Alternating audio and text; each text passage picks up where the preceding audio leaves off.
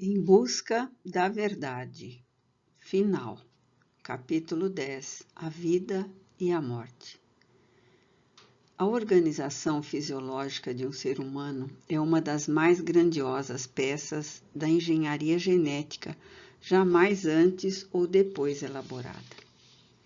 Constituída por um sistema circulatório que varia entre 150 mil a 190 mil quilômetros de artérias, veias e vasos em um circuito excelente e único, pelo qual viaja o sangue que nutre todas as células, num total de 100 trilhões, renovando-se continuamente, com exceção dos neurônios cerebrais, segundo alguns neurocientistas, enquanto outros informam que algumas ilhas se repetem quando os mesmos morrem, para que a vida possa pulsar no grandioso mecanismo. Todo esse equipamento depende do oxigênio, que lhe é vital, e que transforma o sangue venoso em arterial, eliminando as perigosas toxinas que produz pelo aparelho excretor, mantendo um equilíbrio invejável. A bomba cardíaca, que lhe é fundamental, começa a pulsar a partir do 20º dia da fecundação, quando automaticamente é disparado um choque elétrico, e não cessa de realizar a função incomum da sístole e da diástole, de modo que o sangue chegue ao cérebro e dele aos pés, atravessando esse extraordinário sistema circulatório, que é autopreservador. Se por acaso uma picada de alfinete lhe destrói milhares de capilares, logo outros lhe tomam o lugar, em um mecanismo insuperável de ordem e de ação, e quando há um corte maior, de imediato é atirada sobre o mesmo uma delicada camada de fibrina, para realizar o tampão que lhe impede a morte pela hemorragia, que seria contínua, com exceção nos hemofílicos, cujo processo é mais delicado e mais complexo. Os sistemas nervosos de sustentação e equilíbrio são de uma complexidade incomum, emitindo vibrações e mensagens que se responsabilizam pela harmonia de toda a maquinaria, na execução da sua programática. As glândulas endócrinas especializadas funcionam dentro de um ritmo que transcende a capacidade total do entendimento humano, contribuindo com os hormônios responsáveis pela estabilidade de todos os equipamentos físicos, emocionais e psíquicos. Essa aparelhagem sensimilar é ativada por sistemas especiais emissores de energias que procedem da mente, circulando em todo o organismo, mente que, por sua vez, é instrumento de manifestação do espírito, quer consciente ou não da sua existência e significado. Resistente a diferentes altitudes e golpes de várias ordem, é, no entanto, frágil, pois que pode ser vitimada por bactérias e vírus que mantém sob controle quando o sistema imunológico, por alguma razão, deixa de funcionar como seria desejável. É que todo o comando se encontra no espírito que a vitaliza e conduz, contribuindo para o seu êxito ou sua desorganização, embora nem sempre esteja consciente da alta magnitude do investimento de que se encontra possuído, a fim de alcançar as estrelas, saindo por definitivo da treva da ignorância para a glória da imortalidade. Essa máquina extraordinária, que a nenhuma outra se compara, foi, no entanto, trabalhada pelas divinas leis ao longo de 2 bilhões de anos, aproximadamente, desde a formação das primeiras moléculas de açúcar na intimidade das águas oceânicas abissais, chegando à atualidade com equipamentos elétricos e eletrônicos dos mais sofisticados, de forma que, através dela, o espírito pode desenvolver o seu Deus interno, cantando as glórias de Deus. Nesses incomparáveis equipamentos encontram-se os mecanismos que expressam a inteligência, o sentimento, as tendências de toda a natureza, graças ao perispírito que os modela, obedecendo às exigências da lei de causa e efeito no desempenho da tarefa para a qual foi elaborado pela divindade, na sua condição de envoltório sutil da alma ou espírito. A bênção, portanto, de um corpo para o crescimento espiritual, por mais limitado e destroçado que seja, é de não apreciado valor, porquanto reflete as necessidades do seu agente espiritual, sempre responsável pela maneira como se condensa no mundo das formas. Respeitá-lo com imenso carinho, oferecendo-lhe os contributos próprios para que sejam alcançadas as finalidades às quais se destina, é o dever inteligente do viandante na romagem terrena.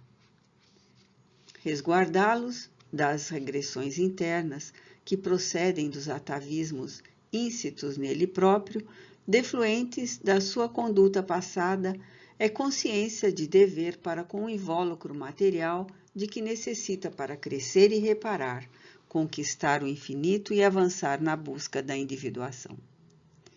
Quando o self se encontra consciente dos seus atributos, melhor trabalha para a harmonia que lhe é necessária, a fim de desempenhar as funções de mortalidade e de imortalidade que lhe dizem respeito, superando os impositivos da sombra que evoca os caminhos dúbios que foram transitados e necessitam da contribuição do entendimento para que haja plena harmonia. Desse modo, o corpo deve ser considerado um santuário sublime que a vida concede ao espírito, a fim de que permita o desabrochar dos valores adormecidos, qual ocorre com o solo generoso que acolhe a semente, a fim de que alcance a meta que jaz no seu imo. De maneira idêntica, é necessário atender essa semente inteligente, resguardando-a das pragas e perigos mesológicos que podem atentar contra a sua sobrevivência e desenvolvimento vital. Assim, considerando, os maiores perigos jazem internamente, são as imperfeições morais remanescentes do primarismo, que teimam em manter encarcerado o ser real, fazendo-o repetir as façanhas infelizes que o tornaram desditoso. O esforço pelo autoconhecimento, pela autoidentificação, no tocante às possibilidades que lhe dizem respeito, é compromisso inadiável para todas as criaturas que despertam em consciência lúcida para atingir a meta da existência, que é o estado sukha. Normalmente, em mecanismos de transferência ou de fuga da responsabilidade, pensam alguns indivíduos que os seus inimigos encontram-se fora, programando ataques, estabelecendo estratégias de agressão e de destruição, sem dar-se conta de que esses jamais alcançam o seu objetivo, se encontram a lucidez daquele de quem não gostam e a preservação dos seus valores morais em clima de harmonia. Desse modo, os adversários de fora, muito decantados, mal algum podem fazer quando se está consciente de si mesmo e disposto a galgar níveis mais elevados na escala da evolução que não cessa. Por isso mesmo, qualquer ocorrência perniciosa que afete esse gigantesco instrumento da evolução representa um dano de consequências graves, impondo o refazimento através do renascimento corporal em equipamento desorganizado pela sandice que o indivíduo se permitiu. A visão religiosa castradora do passado via no corpo um adversário em face dos seus impulsos e necessidades, passando a puni-lo de maneira covarde e aplicar-lhe cilícios a fim de diminuir-lhe a vontade em falsas tentativas de libertá-lo das tentações, preferindo a ignorância que lhe vedava o entendimento para compreender os desejos infrenes, Os apelos carnais são reflexos do estágio do espírito que se reflete na matéria e não ao contrário. O amor, portanto, para com o doce e calmo jumentinho, conforme o denominava o santo de Assis, em reconhecê-lo como o animal em que montava, é a proposta mais bela e rica de contribuições para a sua preservação e harmonia. A vida harmônica. Genericamente, alguns biólogos definem a vida como fenômeno que anima a matéria. A referência à vida humana, que abrange o período da fecundação até o da desencarnação, mediante o qual o espírito toma a matéria e a abandona, é caracterizada pela presença da energia pensante. A vida encontra-se estuante em toda parte, seja no campo da estrutura molecular, como naquele que se expressa em outra dimensão, a de natureza espiritual. A vida humana, entretanto, é a transitória existência corporal, através da qual se processam os mecanismos da evolução física, psíquica, emocional e espiritual, seguindo a fatalidade da perfeição relativa que a todos se encontra destinada. A morte no ser humano, por sua vez, é a cessação dos fenômenos orgânicos, a degeneração do tronco encefálico, abrindo espaço à desencarnação, que constitui a liberação total do espírito em relação à estrutura material. Por isso, nem sempre morrer é desencarnar, considerando-se que constitui um expressivo número o daqueles que se mantêm apegados aos despojos materiais após a ocorrência da morte, na vã expectativa de trazê-los de volta à vitalidade. Vivenciando uma existência sensualista, assinalada pelo egoísmo e pelas suas expressões mais vis, o acontecimento que produz a morte orgânica de forma alguma libera o princípio inteligente da vestidura que lhe facultou o gozo e as sensações exorbitantes. Fixado nos equipamentos de que se utilizou, o fenômeno mortis não proporciona de imediato a identificação da mudança de plano vibratório em que se encontra, em razão da continuidade das percepções orgânicas, apresentando-se como impressões vigorosas que transmitem a ideia de que nada se modificou. Lentamente, porém, à medida que ocorre a transformação e a desintegração dos despojos, o ser real é assaltado pelo pavor e aturde-se na ignorância em que se manteve de referência à realidade além do campo sensorial. Essa perturbação prolonga-se por tempo indeterminado, variando de um para outro indivíduo, conforme o nível de consciência que lhe é próprio.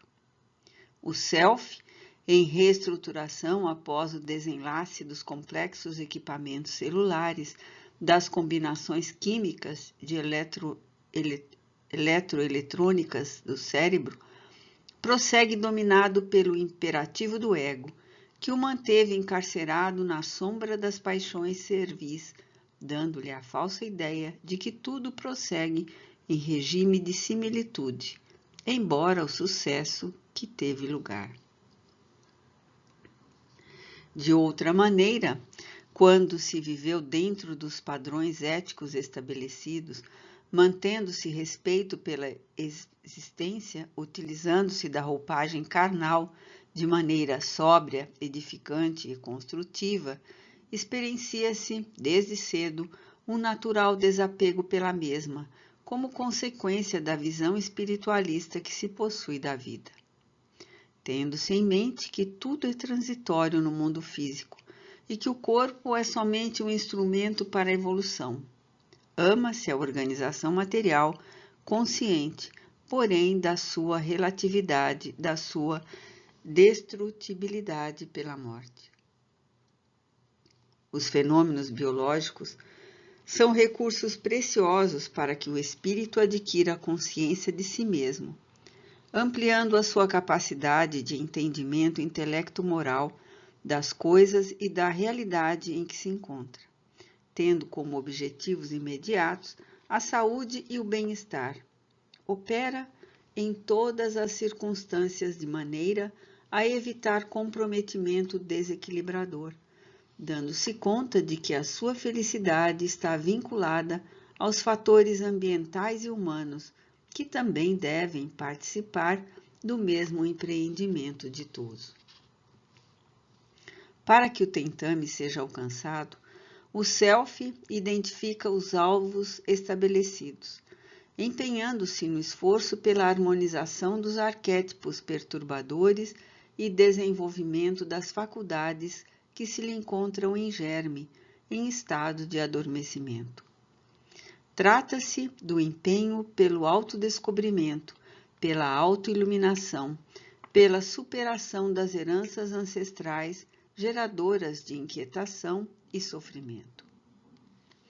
Como o sofrimento se encontra presente em todas as fases do desenvolvimento do ser, por tratar-se de um fenômeno natural, ora por desgaste biológico, ora por ocasionar o sofrimento do sofrimento, vezes por outra impermanência, impõe-se a atitude estoica de aceitá-lo jovialmente como processo de percurso inevitável, do qual resultam inúmeras conquistas, quais o amadurecimento psicológico, a visão da solidariedade em relação aos seres sencientes, vegetais, animais e humanos, em cujo grupo se encontra.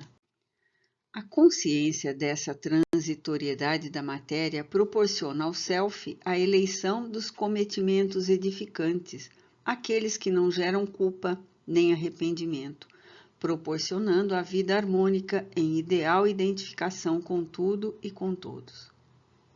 Trata-se, sem dúvida, de um grande esforço a ser desenvolvido.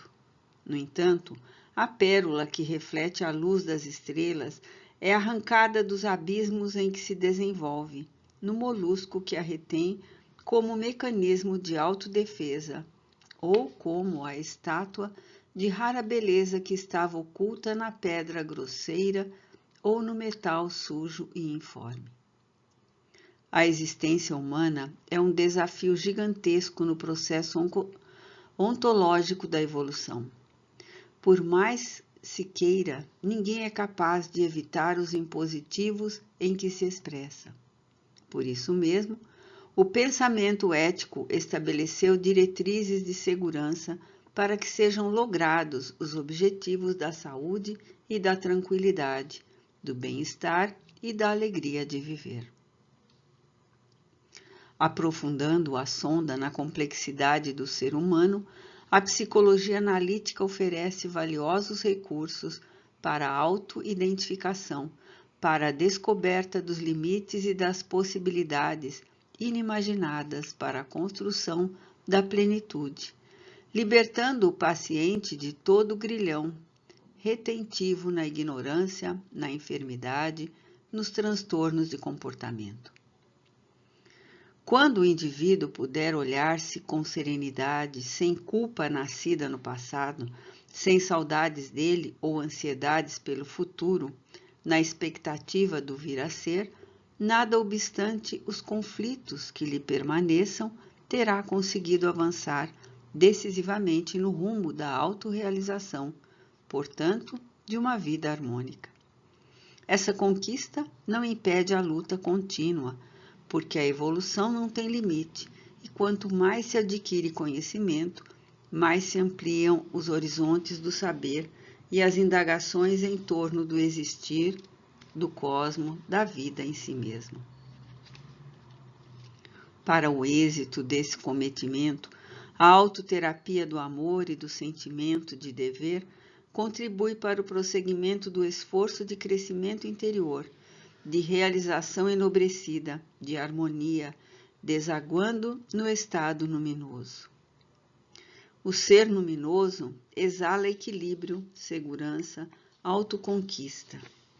Transforma-se em um polo de atração que beneficia todos aqueles que se lhe acercam, porque a sua exteriorização é benéfica e enriquecedora. De igual maneira, o indivíduo voluptuoso, vulgar, insensato, mesmo que se apresentando bem vestido e com a persona bem trabalhada, cuidadosamente maquilada para a vida social, exterioriza o bafio pestilencial do seu estado interior. Basta uma aproximação, um contato, para que se sinta o perigo do contágio da sua condição moral e espiritual. Logo ocorre uma falta de empatia entre aquele que é saudável e o enfermo, produzindo fenômenos psicológicos de antipatia e distanciamento. Cada qual é aquilo que cultiva interiormente. Suas aspirações e pensamentos, seus cuidados ou desastres emocionais, não podendo ocultá-los de tal forma que psiquicamente eles não se manifestem. Nesse capítulo, pode-se inferir que as existências pregressas impuseram o seu selo representativo da conduta que cada qual se permitiu. É comum ouvir-se dizer que os discípulos de determinados mestres yogis acerenaram-se junto deles sem necessidade de qualquer verbalização. O mesmo ocorre com muitos pacientes quando chegam aos seus médicos, enfermeiros ou assistentes, sendo generalizada a ocorrência em relação às pessoas portadoras de sentimentos elevados que produzem alegria e geram harmonia à sua volta. De igual maneira, aqueles que são de temperamentos rebeldes, instáveis, comportamentos doentios, sentimentos avaros e mesquinhos, turbulentos e perversos, fazem-se identificar facilmente, mesmo que o não queiram, sem qualquer manifestação exterior. O ser psíquico-moral é o verdadeiro indivíduo. A nobre tarefa da psicoterapia é trabalhar esse self, que centraliza todas as atenções e cuidados, nele descobrindo os registros das aflições defluentes das experiências malogradas, dos comprometimentos desastrosos, do que poderia haver realizado de meritório e ficou na expectativa. Onde se encontre o enfermo psicológico ou físico ou mental, aí está a totalidade dos seus atos em reencarnações anteriores, agora refletidos na conduta angustiosa ou aflitiva que o aturde.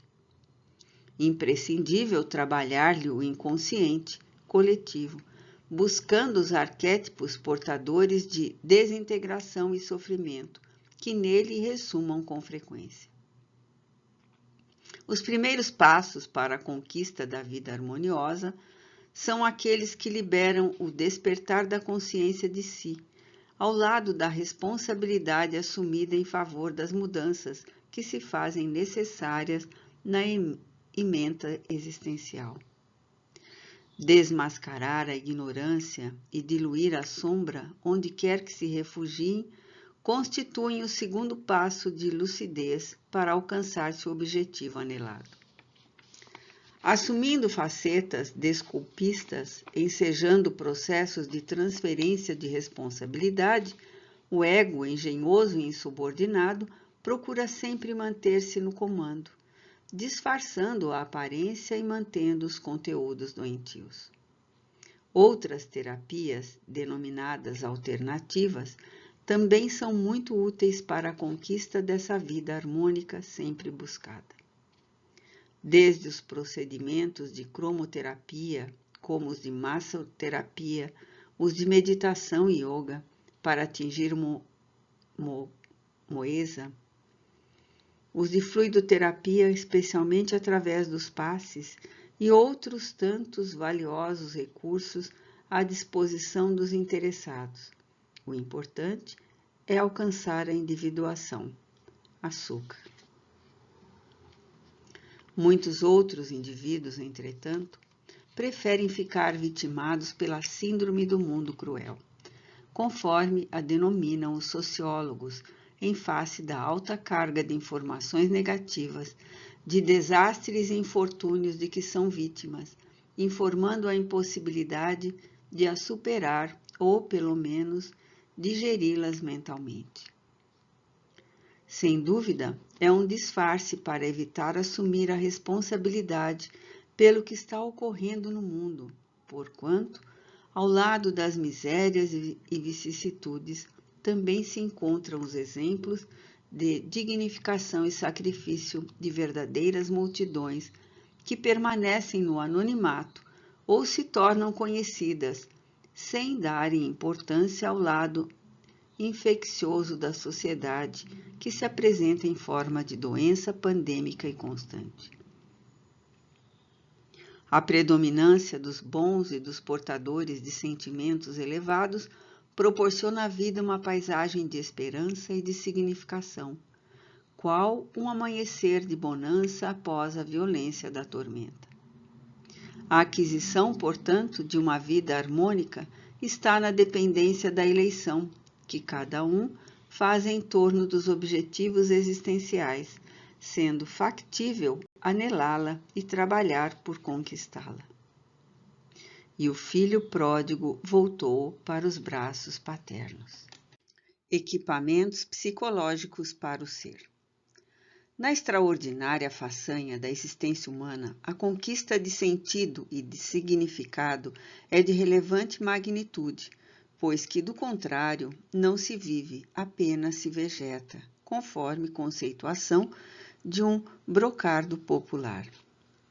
A constituição do self, como energia pensante na condição de princípio inteligente do universo, conforme é definido o espírito pelos benfeitores da humanidade, impõe por princípio e legitimidade todo um arsenal de equipamentos psicológicos para o empenho da tarefa que deve executar, a autoiluminação. Procedente do psiquismo divino, possui em germe todas as potencialidades provenientes da sua causalidade, sendo-lhe necessário o despertar destas e o desenvolvê-las ao longo das experiências sucessivas. Em decorrência, o ser psicológico que é, impõe-se como de fundamental relevância em todo o processo evolutivo, sendo-lhe necessários recursos psíquicos propiciatórios para o alcance dos seus objetivos. Sediando as aspirações no superconsciente e conservando as realizações no inconsciente coletivo, o seu envoltório perispiritual é o reservatório onde se encontram todos os valores amealhados, dignificantes ou inquietadores e que ressumam com frequência, de acordo com as emoções, as ocorrências que fazem parte do processo de evolução, auxiliando-o na ascensão ou induzindo-o ao sofrimento.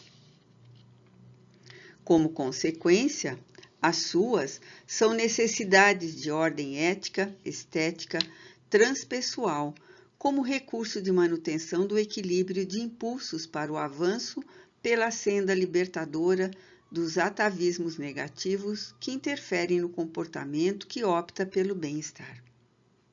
A alegria de viver, por exemplo, é um dos mais valiosos equipamentos psicológicos para o êxito do empreendimento humano, porquanto, através desse sentimento, todas as experiências adquirem significação, selecionando aquelas que promovem com a superação tranquila em referência às portadoras de angústia e de aflição.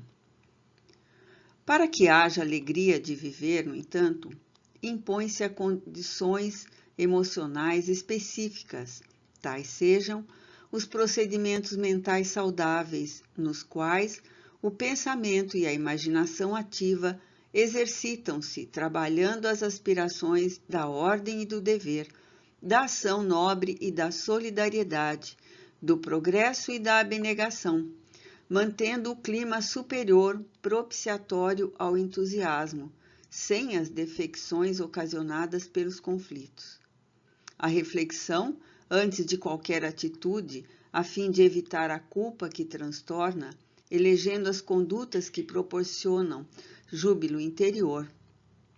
As atividades representativas da caridade, da compaixão, a autoanálise frequente de modo a identificar os erros e reabilitar-se deles, os acertos e seus prosseguimentos. Isto porque, segundo a opinião do eminente Yang, dentro da alma, desde suas origens primordiais, tem havido um desejo de luz e uma ânsia incontida para debelar as sombras primordiais.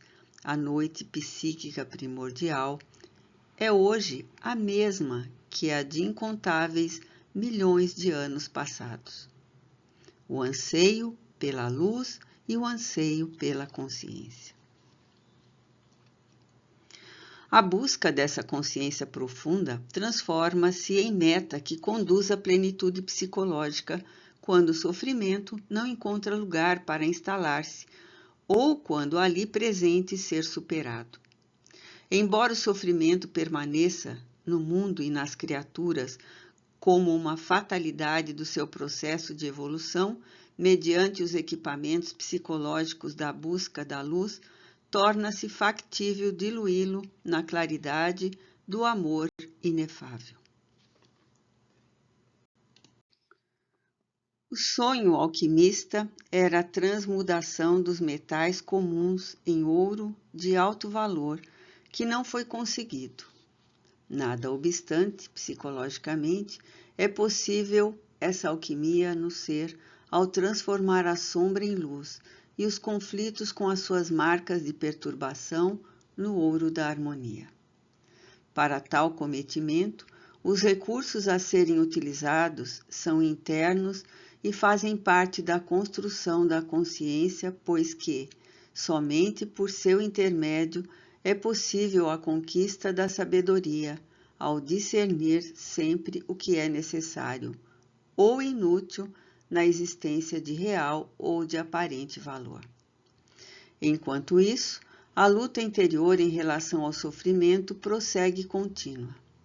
Ainda conforme o pensamento junguiano, o oriental planeja vencer o sofrimento expulsando-o como se fora uma coisa, enquanto o ocidental pensa que conseguirá libertar-se dele através dos medicamentos. Nenhum medicamento, porém, tem o poder de eliminar os sofrimentos que se derivam da consciência de culpa, dos fenômenos psicológicos da afetividade não correspondida, das ansiedades não concretizadas, do desejo do belo e da paz não conseguidos. O dinheiro, por exemplo, pode oferecer uma farta alimentação, jamais provocar o apetite. Pode conseguir o conforto, nunca, porém, a paz de quem habita o lugar agradável.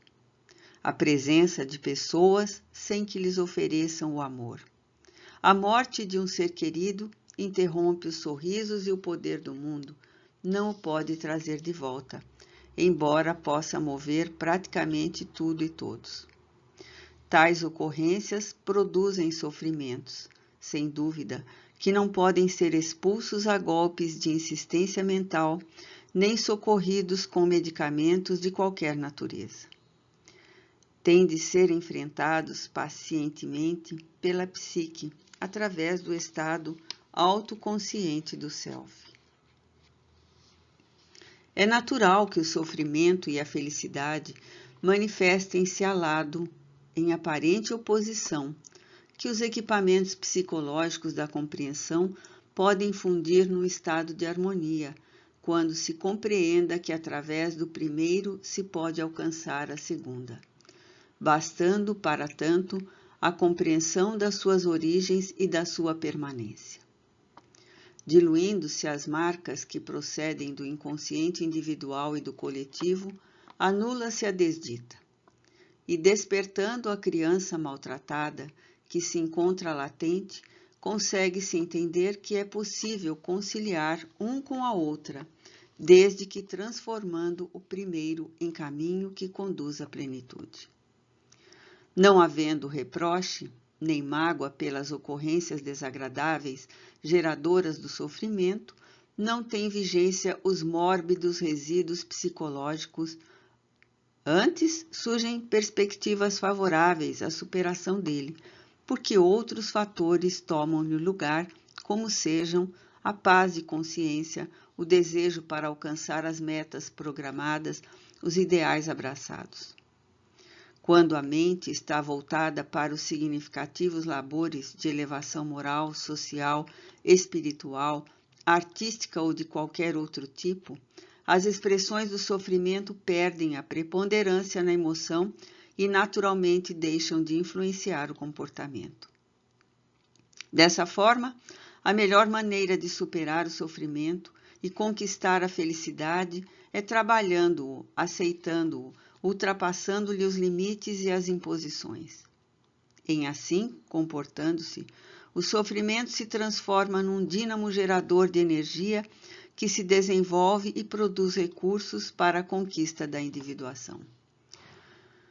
Como o equipamento psicológico é justo, ainda insistir-se no relacionamento criatura-criador, pensamento, oração, mente-esperança, que facultam a sintonia com as forças cósmicas de onde procedem, todas as coisas materiais e em forma de energia, vitaliza e acalma todos quantos se utilizam desse comportamento. Vivendo-se no mundo em que tudo é energia sob diferentes aspectos de aglutinação de moléculas, o pensamento também pode e deve engendrar mecanismo propiciatório no surgimento de forças psíquicas que trabalham pelo bem-estar e superam as construções do sofrimento. Tudo, portanto, encontra-se dentro da pauta do querer corretamente, a fim de conseguir-se retamente.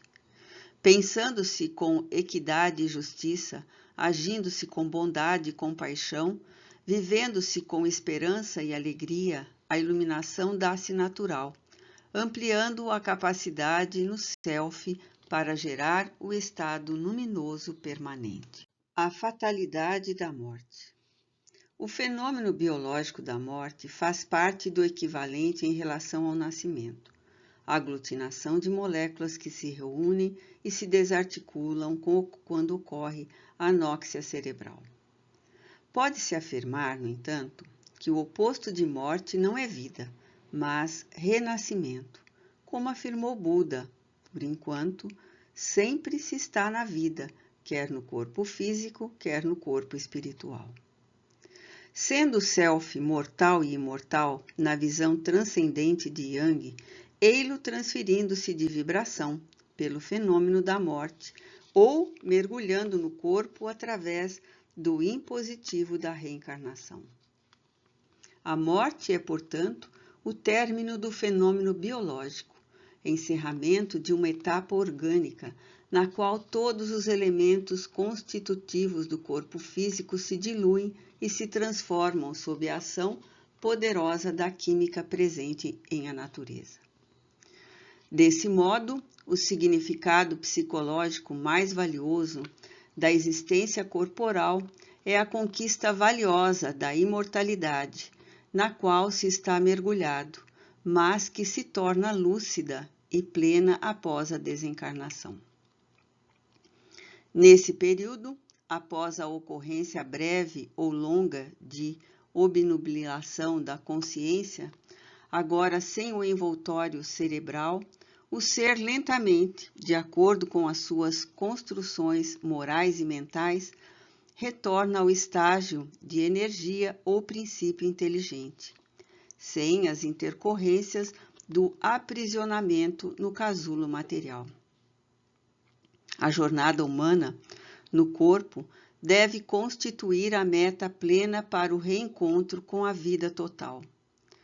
Portanto, todos os investimentos mentais, morais e psicológicos necessitam voltar-se para essa realidade, tendo em vista a impermanência do corpo físico.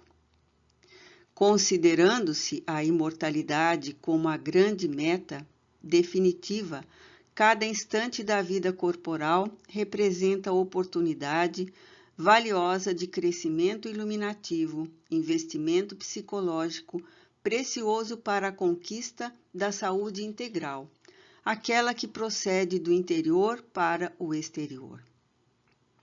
Este nascer e morrer na esfera física propicia ao espírito a conquista da incomparável plenitude, etapa a etapa, conforme responderam os benfeitores espirituais a uma indagação de Allan Kardec, demonstrando que tudo envolve no universo. É assim que tudo serve, que tudo se encadeia na natureza, desde o átomo primitivo até o arcanjo que também começou por ser átomo. Questão 540 de O Livro dos Espíritos, de Allan Kardec. Desde os primórdios do Self, quando surge nas formas primárias, o seu despertamento ocorre através do encadeamento das experiências carnais em sucessivos renascimentos corporais, permitindo que se agigantem, a pouco e pouco, as potencialidades nele adormecidas, que são inerentes à divindade da qual procede.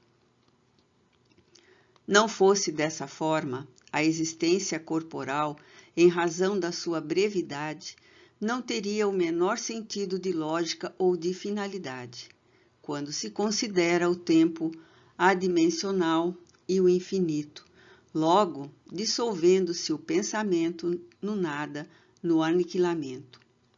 A sobrevivência do ser espiritual é crucial para que a vida física tenha justificativa e sentido psicológico.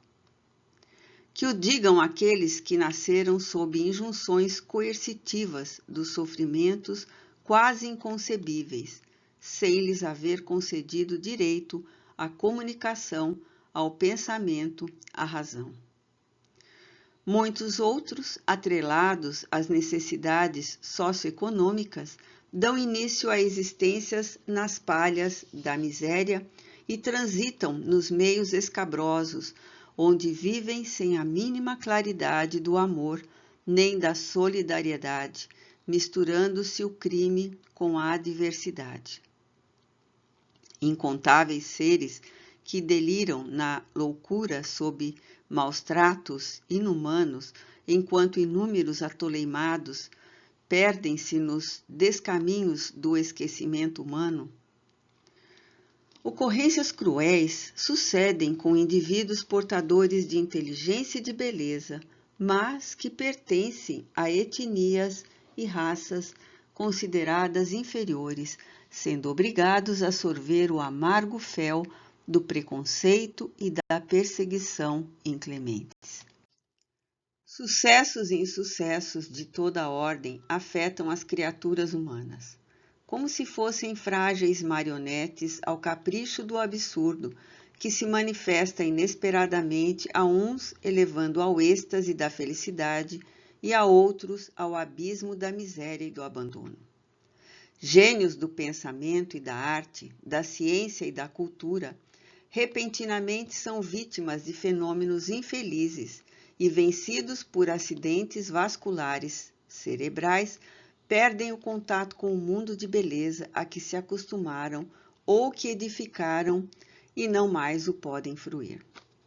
Igualmente sucedem a cada instante a incontáveis pessoas outros tipos de acidentes automotores, choques e quedas, incêndios e desabamentos, nos quais os sentidos físicos são danificados, quando não deixam sequelas profundas na psique, que se desconecta da realidade e foge para o ouvido de si mesmo ou para os delírios sem sentido das alucinações. Considerando-se que a presença do sofrimento em todos os segmentos da sociedade é normal, qual seria então o sentido da vida além disso? Nada obstante, o ser espiritual, vencedor de 1000 embates em cada valorosa vivência, aprimora-se mais, adquire mecanismos de defesa, robustece a confiança nos valores éticos morais, experiência as gloriosas possibilidades que lhe dormem no íntimo. Herdeiro das próprias realizações, é o artífice da saúde e da doença, da sabedoria e da ignorância. responsável pela sombra, pelo animaos, pelo ego, que se devem fundir no eixo equilibrado com o self, que os precede e os sobrevive. O prosseguimento da inteligência e do pensamento, além da esfera carnal, representa o mais extraordinário sentido existencial pelo abarcar de todas as expressões da emotividade e dos outros demais sentimentos.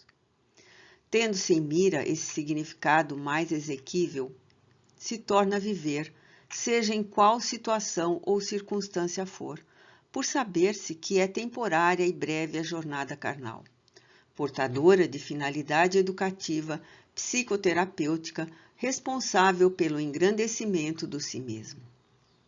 Com esse equipamento, a certeza da imortalidade faculta que todos os fenômenos humanos adquiram lógica e possam ser compreendidos como edificantes, portadores de futuro bem-estar e de harmonia.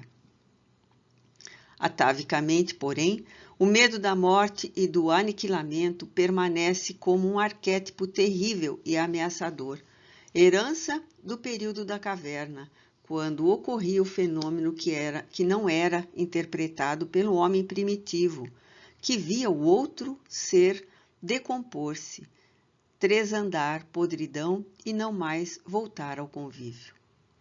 Sem a capacidade de discernir o culto do sepultamento, desenhou-se-lhe no self, dando lugar a superstições compatíveis com o nível evolutivo e gerando no inconsciente profundo horror da ocorrência não compreendida.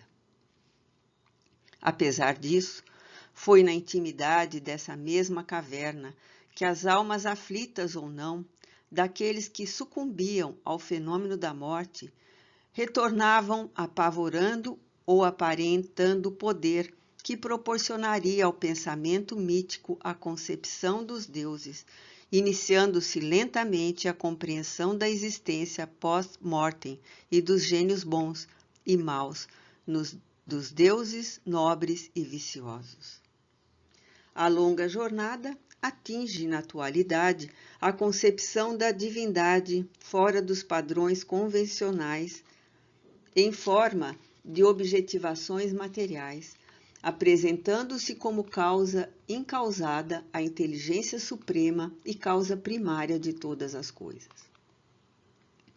A morte, portanto, em vez de temerária, é o veículo que conduz o ser imortal ao seu destino, proporcionando-lhe, quando terminados os renascimentos carnais, a total conquista do self, do luminoso, da individuação, da felicidade plena e sem jaça.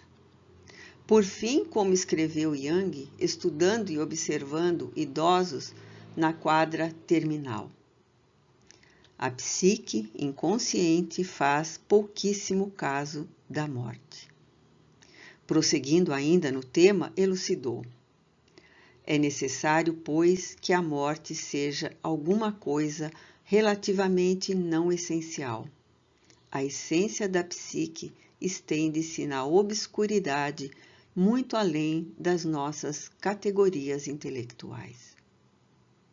O encontro com a verdade liberta o ser da ignorância e integra-o totalmente na vida. Desse modo, a busca da verdade não deve cessar, pois a cada instante ei-la que se apresenta grandiosa e deslumbrante. Onde está, ó morte, a tua vitória? Onde está, ó morte, o teu aguilhão? Paulo aos Coríntios, capítulo 1, versículos de 15 a 55. Fim.